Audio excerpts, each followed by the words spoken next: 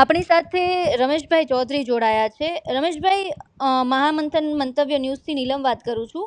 આપણે હાજી રમેશભાઈ, થોડા દિવસ અગાઉ ખેતી બેંકમાં જ આખો વિવાદ થયો હતો, તમારી અટકાયત હાજી પણ થઈ હતી અને હવે સમાચાર છે કે ખેતી બેંકના ચેરમેને હાઈકોર્ટમાં કેસ હોવા છતાં નવા પેટા નિયમ દાખલ કર્યા છે. શું છે હાજી આખો મામલો, શું છે? બેન, આખો મામલો એ છે, જ્યારથી 2021 થી ડોલર કોટેચાજી ચેરમેન શ્રી નિમણૂક કરી છે, જી, એમની નિમણૂક તદ્દન ખોટી કરવામાં આવી છે. હા એ ખેડૂત પ્રતિનિધિ ખેડૂત છે જ નહીં, હા હા, છતાં પણ કોઈ મોટા રાજકીય માણસના ટેકાના કારણે આ ચેરમેન બની બેઠા છે અને જ્યારથી આવે ત્યારથી અઢળક ખર્ચાઓ કરે છે. એ ખરેખર અમે ખૂબ જ વિરોધ કરીએ છીએ, પણ અમારા વિરોધને આડકતરી પોલીસના દ્વારા દબાઈ દેવામાં આવે છે. અચ્છા, હા. હાજી. રમેશભાઈ, બીજી વાત એવી પણ છે કે નિયમ વિરુદ્ધ જઈને બિલ્ડરોને જે કરોડો રૂપિયાની લોન અપાઈ હતી તેની મુદ્દત પૂરી થયા બાદ પણ વસૂલાત નથી થતી, એવી વાત પણ સામે આવી છે. એ વાતમાં કેટલું સત્ય, શું કહેશો એ મુદ્દે? બિલકુલ વાત સાચી છે. એકચ્યુઅલી બેંક, ખેતી બેંકમાં ખેડૂતો સિવાય કોઈ પણ વ્યક્તિને લોન આપી શકાય નહીં. હા, અમારો સવાલ પરંતુ એ જ હતો કે બિલ્ડરોને આપવા પાછળનું કારણ શું હતું? હવે કારણ શું છે, હવે એમને જ ખબર કે શા માટે નિયમ વિરુદ્ધ તમે કામ કરીને ખેડૂતોનું શોષણ કરીને 20-20 કરોડ રૂપિયા લોન આપે છે, હજી ભરપાઈ કરી જ નથી, પાછી મળી જ નથી.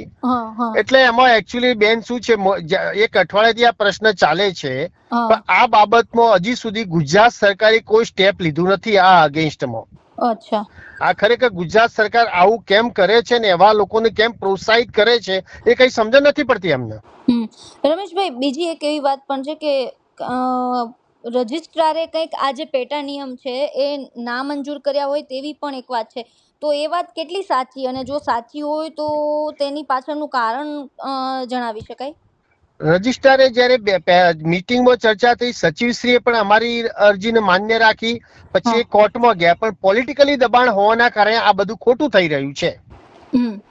પોલિટિકલી દબાણ કરવાથી જ આ થાય, બાકી આટલું બધું ખોટું તો કદી અમારી લાઈફમાં 60-65 વર્ષ થઈ ગયા સહકારી ક્ષેત્રમાં, છેલ્લા 25-30 વર્ષથી અમે આમાં છીએ, પણ આવું કદી સોંભળ્યું નથી. તે પેટા કાયદાના ઉપર વટ જઈને એ પોતાની મરજીથી કાયદાઓ બનાવે, એ ચાલે નહીં મેડમ. આપ પેટા નિયમ જે એમણે દાખલ કર્યા હતા હાઈકોર્ટમાં કેસ, એ કયા સમયે કરેલા? એ 24-25 માં જયારે અમને જયારે 23 ગુજરાત ચેમ્બર ઓફ કોમર્સમાં જયારે મીટિંગ થઈ ને, 2 વર્ષ તો અમે મીટિંગ માનનીય ગવર્નર સાહેબને તેઓ મીટિંગમાં, જનરલ મીટિંગમાં બોલાવતા, એટલે ખેડૂતોનો અવાજ બિલકુલ દબાઈ દીધેલો. ફક્ત 5 મિનિટમાં વોચી જાય અને મંજૂર એ જ બોલે અને એ જ મંજૂર બોલે. ખેડૂતો તરફથી કોઈ અવાજ નહીં. આ પહેલી જ વખત ચેરમેન શ્રી બોલે કે ભાઈ મંજૂર, અને ખુદ કે મંજૂર.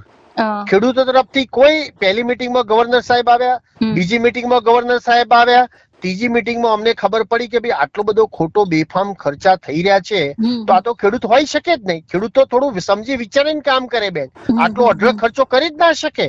બીજી વાત રમેશભાઈ, આ જે નવા પેટા નિયમ જે દાખલ કર્યા હતા એ કયા નિયમો હતા કે જેને લઈને આખો અત્યારે વિવાદ ચાલી રહ્યો છે, જે વાત ચાલી રહી છે? જે ઘણા બધા સહકારી ક્ષેત્રના જે નિયમો છે બધા જ અમે માનીએ એવા નિયમો હતા કે જે ફેરવી તોડાયા હોય ને એ પ્રકારની? યસ.